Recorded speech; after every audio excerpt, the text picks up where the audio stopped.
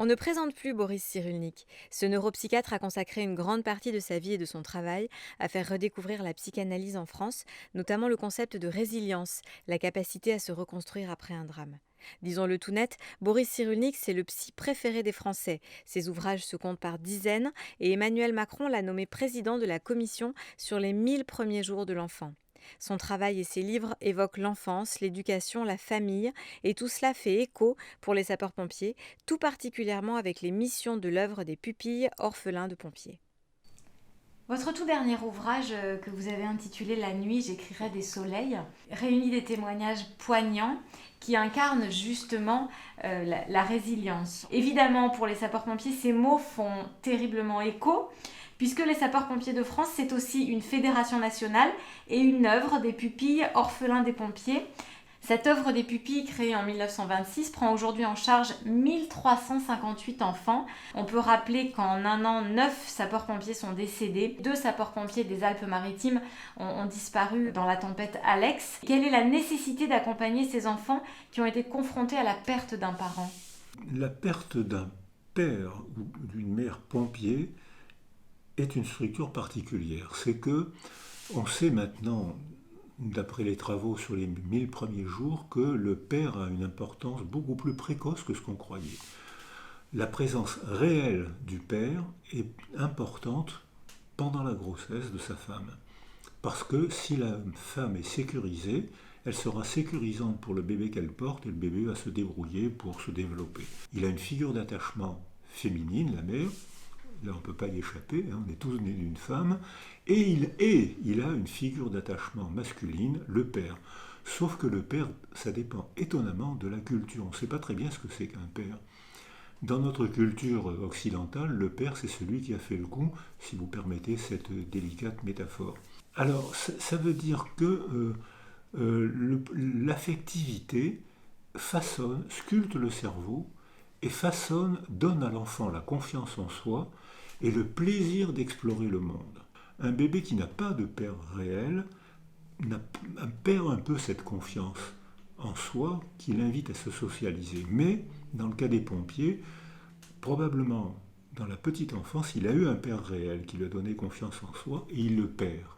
Donc il vit dans le deuil. J'ai perdu un être glorieux que j'aimais, qui me sécurisait, qui n'est plus là. Il vit dans le deuil, mais le père est héroïsé.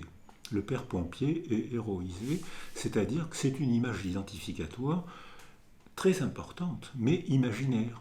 Mais dans l'identification, c'est important. Les orphelins sont les seuls à avoir des parents parfaits. Les enfants qui ont des parents réels, eh ben, ils ont une mère qui est fatiguée, exaspérée, ils ont un père parfois injuste, ils ont des parents réels. Et les orphelins sont les seuls à avoir des parents parfaits, une mère toujours jeune et un père toujours gai et sécurisant. Ce qui est bien pour l'imaginaire, mais ça fait que ces enfants-là, souvent, mettent la barre identificatoire un peu trop haut, ce qui parfois peut être source d'angoisse. Si, après la mort du père, ou parfois de la mère, si ils sont soutenus et si on les aide à comprendre en leur expliquant, en parlant, pas trop, à leur rythme, il y a 2 mauvaises solutions. La première mauvaise solution, c'est de jamais en parler. Les enfants y pensent tout le temps. J'avais un père, j'en ai plus, pourquoi est-ce qu'on n'en parle pas ? On va oser vous consulter. Qu'est-ce qu'on peut faire, notamment à l'endroit de ces orphelins de sapeurs-pompiers ? Quels mots trouver ? Quel accompagnement construire pour les aider finalement à se construire et puis à être résilients eux aussi ? Alors, je pense que être orphelin, c'est pas un problème à médicaliser, c'est un problème à humaniser. C'est-à-dire que les associations sont très importantes. Les anniversaires sont très importants. Parler autour de l'enfant, c'est important. Il entend parler. Tiens, oui, je me rappelle, quand les gens sont endeuillés, souvent, surtout les premiers temps, ils ont du mal à parler du défunt. Mais ils en parlent trop. Il faut en parler au moment de l'enterrement. Il faut en parler. Et ensuite, des parents sont tellement malheureux qu'ils perdent leur pouvoir sécurisant. Si le père est mort au feu, je pense que la mère au moment d'enterrement, elle est sécurisée quand elle en entend parler, et puis après, elle a du mal à en parler, parce que ça réveille la souffrance de la perte, ça réveille, elle pleure, elle est malheureuse, et elle perd son pouvoir sécurisant. Donc il faut entourer la mère en parlant de manière rituelle, soit l'enterrement, soit l'anniversaire, soit les photos, mais pas trop.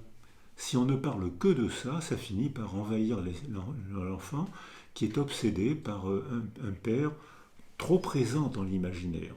Donc il y a un rythme à trouver qui n'est pas médical, c'est une question de famille, de copains et de culture.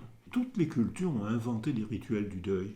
Il n'y a pas une seule culture sans rituel du deuil, donc c'est très important de ritualiser la perte et de dire à l'enfant, j'ai connu ton père, il était comme ça, on en parlera de temps en temps. Mais le reste du temps, tu as ta vie à mener, mais de temps en temps, on parlera de ton père. Donc il y a un rythme à trouver.